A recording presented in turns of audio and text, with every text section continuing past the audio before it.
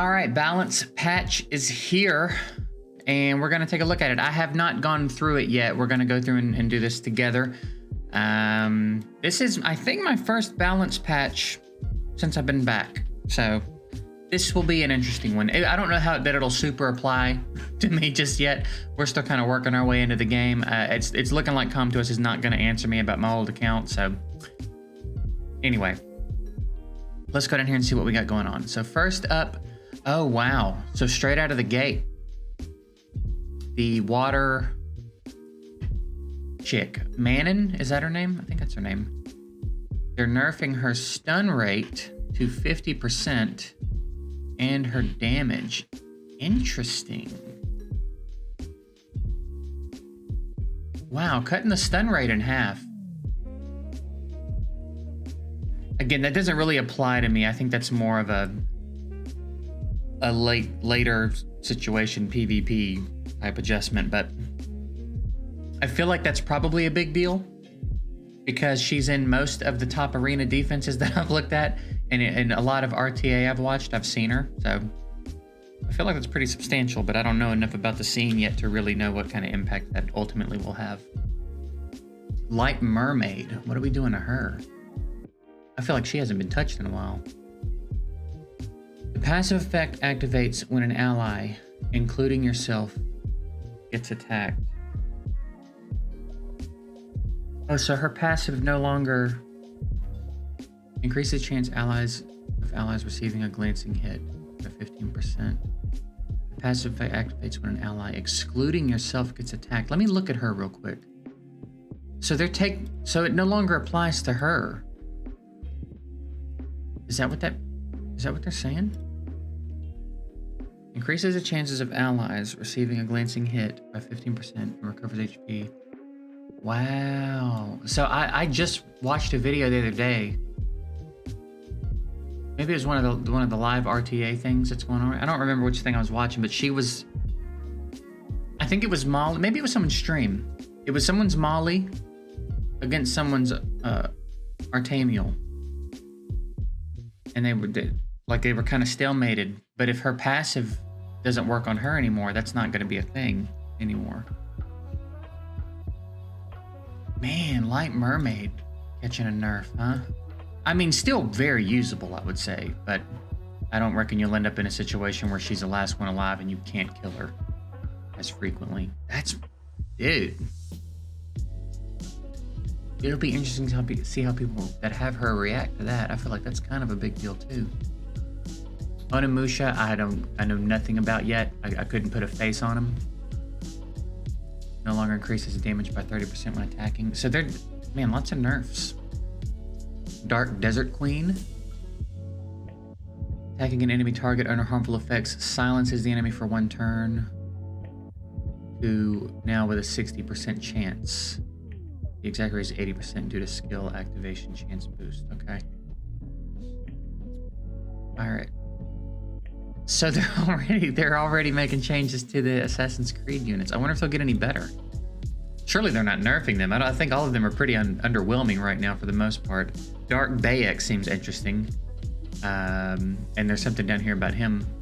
Beyond that, no, there's a couple of other interesting ones. That's not fair. Some of them are interesting, but none of them I don't think are like overwhelmingly good. Fire Ezio. Effect added. Ignores the enemy's defense by an additional 20% when attacking an enemy without beneficial effects. Water and Light Ezio. Grants counterattack.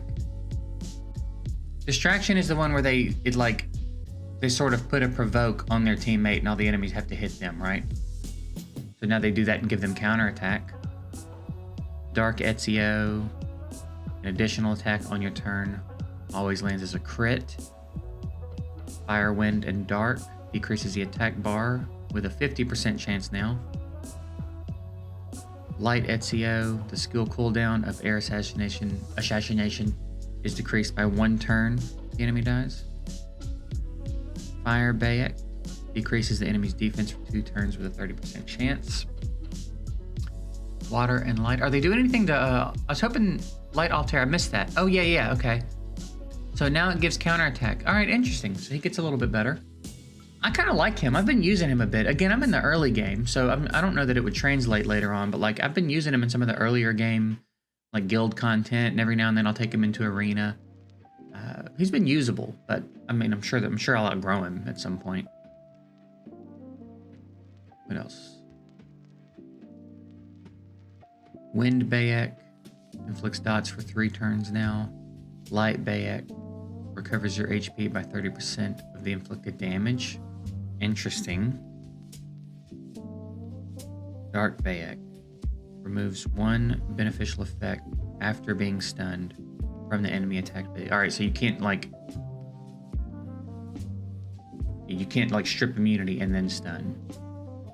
But if you stun, you can strip a beneficial effect, I guess. Does that mean the stun, you have to land the stun to get the strip? Is that what that means? He's cool. I would like to pull him, actually. Cassandra's damage goes up a little bit. Water Ivor. The required condition for your stats to activate the passive effect when the battle begins mitigated. I guess I don't know what Water Ivor does to know what exactly that means.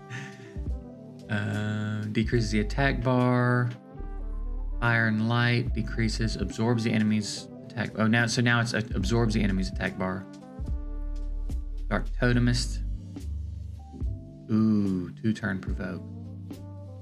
Dark Totemist. I just want to go look at that one real quick. Because I feel like that's a light dark nat 5, right?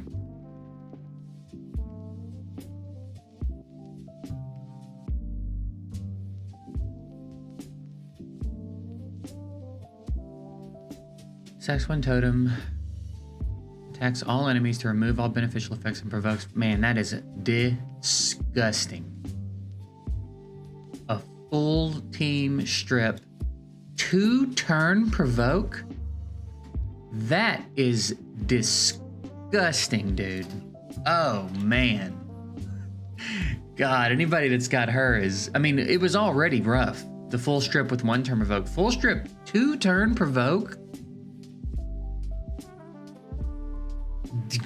Jeez. All right. Dark Howl Secondary Awakening decreases a skill cooldown by 2 turns if Cha-Cha and friends fails to switch the attack power. Pure Vanilla Cookie and Pudding Princess. Attack bar, increasing effect granted on allies. So it goes up. All right. Reflects 50% of the damage dealt to the shield. All right. Kind of like a Brogni from Raid there. Skill cooldown decreased by 1 turn. Okay. Again, I don't know enough about these to really know the impact of those. All right. Okay. They're all getting some attention here. Removes 1 beneficial effect granted on the enemy target. Camilla's getting a freeze, huh?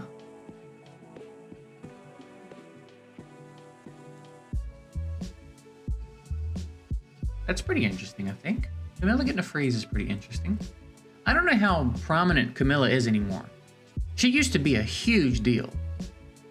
She used to be a real big deal in this game. I don't know if that's still the case. But adding a freeze to her kit seems like a pretty good adjustment for her. And then Light gets glancing. All right, Chow is now getting to cleanse 2 harmful effects, but his HP recovery drops a bit. Okay. The Light Dragon Knight effect added increases enemy's chance of landing a glancing for 1 turn when counterattacking. Light Occult, lots of light dark changes here. Light Occult Girl, now proportionate to max HP and defense. Attacks all enemies, decreases the defense for 3 turns. Now it increases the defense of all allies and then attacks all enemies. Oh, increases the defense. Okay, yeah. So she buffs the defense and then attacks now. Okay. Fire Monkey King. Passive effect activates whenever the enemy's turn ends. What's his passive? I thought his passive was he couldn't be CC'd. Is there more to it than that? I never had a fire monkey, so I don't know him that well. Gains immunity against inability effects and increases your attack power by 20% and attack speed by 10% whenever you're attacked. So wait, now is it not?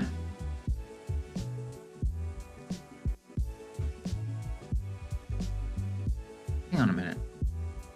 So now it's instead of when he's attacked, it's when the enemy's turn ends.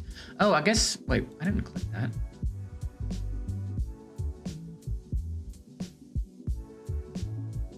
So okay, so now you can't like. That seems actually kind of like a big deal. Now you can't like avoid him. You know what I mean? You can't. It doesn't matter if you leave him alone now. It's still going to happen regardless. So whereas perhaps you would have like left him for last, maybe. Again, I don't know what people are doing in Arena these days, but now you can't do that. Now he kind of becomes a top priority. I feel like that's a pretty big change. Fire Panda inflicts damage proportionate to your defense and the max HP of the enemy. Oh, are they taking away the max HP thing?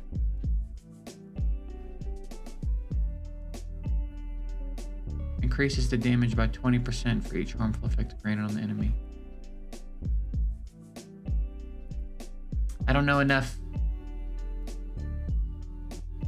to know what kind of change that is. I don't know enough about what's going on with Fire Panda these days.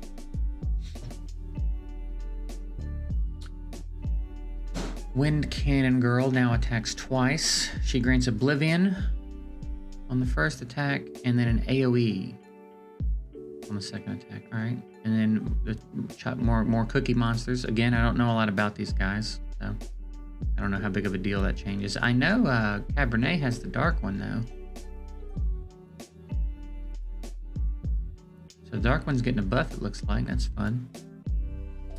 All of the samurai are getting changed. What do we got here? Sword of the Supreme Skywolf now only activates on your turn, not applied to counter attacks and team up attacks. I think that's probably fair. That's probably reasonable. Effect change gains immunity and generates a shield in proportion to your level when it's activated. Now, instantly gains a turn when it's activated. That's also pretty big. Damage adjusted due to the effect change. Adjusted how? Down or up? It's got to be down. That seems like a pretty good change. Makes me miss my Dark Samurai even more.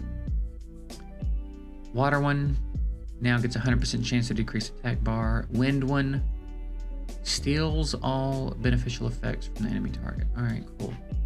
Stats of some monsters will be changed. Light Ivor.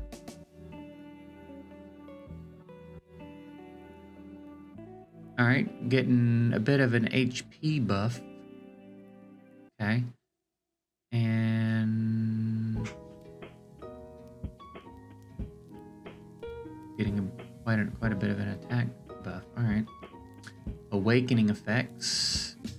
All right, Fire Battle Angel awakens in a crit rate. Wind Battle Angel awakens in speed. Battle Angel, I would assume, is an attack monster. It's always annoying when attack monsters awaken into resistance, so maybe that's a really good change. The assassins are getting leader skills. Okay. All right, very good. And then some skill errors being changed. All right. Man, it seems interesting. I'm very curious to see what the top players are going to think about this change, because that seems impactful. I don't know that it completely makes her like unusable, but perhaps that stun rate reduction will be a big deal. I think Light Mermaid change is pretty big. That seems like a pretty substantial change. The dark where is she? Totemist. Yeah, that's insane. She was already insane. That's even more insane. Camilla getting a freeze, I think, is interesting. I think the Fire Monkey King's change also seems pretty substantial. Again, don't know how prevalent he is in RTA and stuff, but it seems like a big deal. Quite a bit in here, actually. Maybe by the next balance patch, I'll be like caught up and plugged in enough to really understand the impact of all of the changes. Only a few of these do I think I kind of understand. I don't think any of them really apply to me right now either. I don't think I don't think I have any of them. Do I? Aside from the Assassin's Creed units, I have a couple of them. Yeah, I don't think I have any of the monsters that got changed. Which kind of pisses me off a little bit. But anyway, there's our balance patch. Let me know what you think about it. If you've been around for a while and you know the impact of some of these changes, maybe some of them I completely overlooked because again, I'm not quite as plugged in as I hope to be soon. So let me know. Let me know if there's some standouts here that I didn't emphasize enough. Let me know if you have some thoughts on the Light Mermaid and I think her name is Mannon changes. Let me know if you have a Dark Totemist, how you feel about that change. Pretty good stuff, pretty good stuff. All right, we're gonna get out of here. Excited to hear some thoughts on this one. Later, guys.